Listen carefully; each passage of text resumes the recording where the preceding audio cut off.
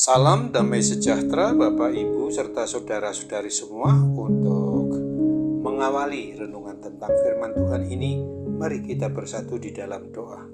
Tuhan Allah Bapa di surga yang memenuhi hati, akal, dan pikiran kami umat manusia, berfirmanlah kepada kami sebab kami bersedia untuk mendengar, dan oleh pertolongan Roh Kudus mampukan kami agar boleh melaksanakan hidup kami ini sesuai dengan firman Tuhan. Dalam nama Tuhan Yesus kami berdoa kepadamu. Amin. Sebagai nas renungan firman Tuhan pada hari ini diambil dari Filemon 1 ayat 17 yang berbunyi, "Kalau engkau menganggap aku temanmu seiman, terimalah dia seperti aku sendiri." Sebagai tema yang diangkat dari nas renungan kita adalah hati yang selalu mau dibentuk. Di dalam lingkungan masyarakat, ketika seseorang sudah mendapatkan suatu stigma negatif dari lingkungan karena kesalahan yang pernah diperbuat di masa lalu, sulit rasanya untuk bisa lepas meski orang tersebut sudah bertobat dan menjalani hidup yang baru. Apa yang diperbuatnya masih saja serba salah karena orang lain masih memandangnya dengan sebelah mata.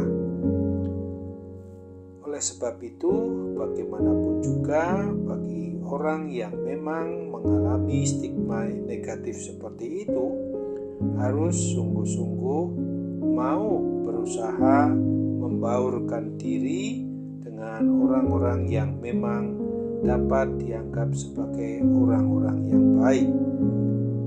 Kita juga harus sungguh-sungguh mengerti tentang diri kita sendiri apabila dalam kondisi seperti itu.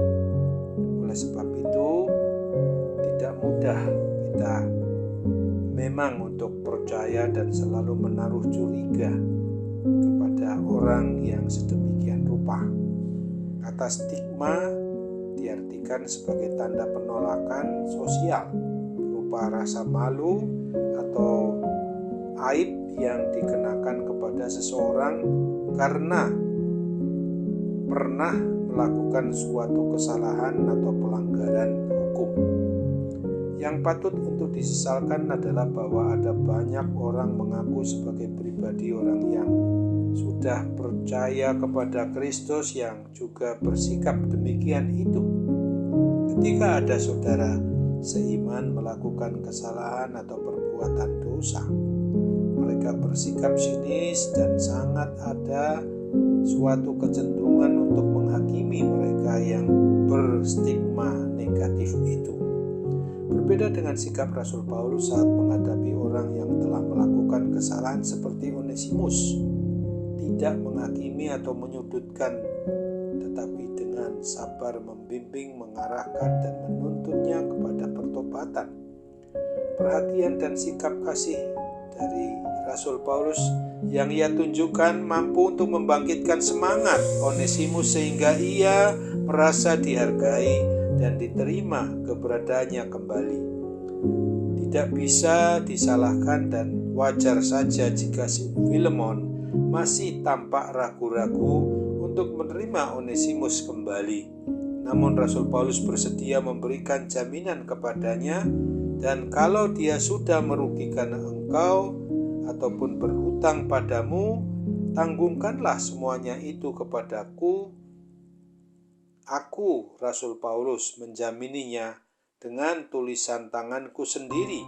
Aku akan membayarnya, agar jangan kukatakan, tanggungkanlah semuanya itu kepadamu, karena engkau berhutang padaku, yaitu dirimu sendiri. Filemon 1 ayat 18-19.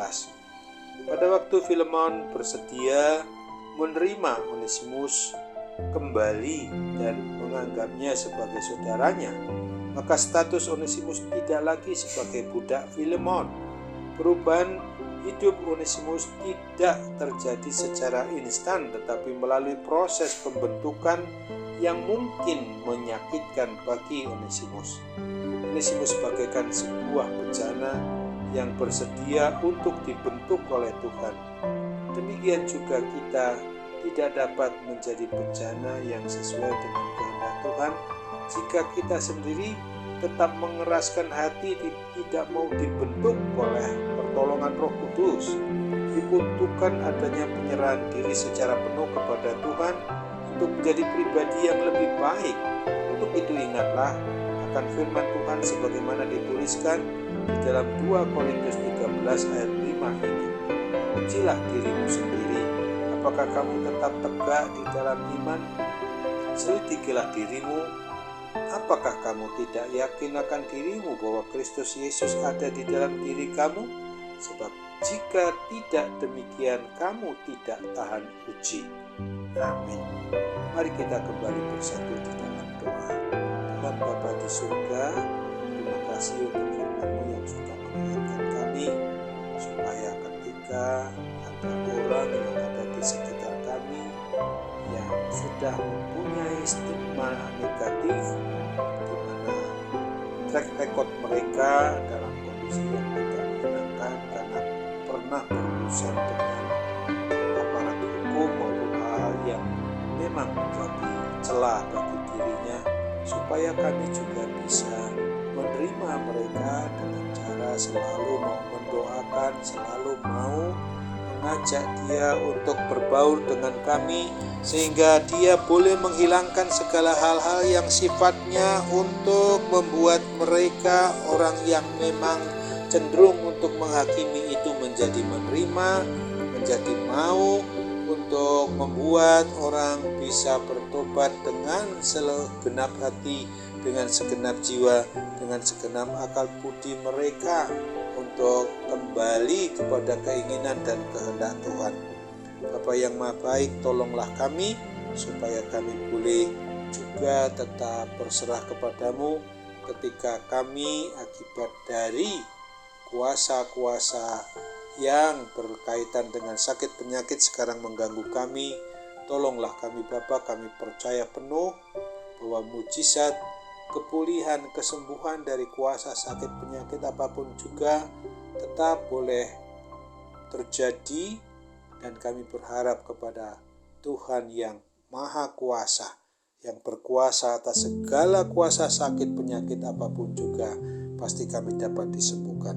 Hanya dalam nama Tuhan Yesus kami mohon kepadamu, jadilah kehendak-Mu. Amin.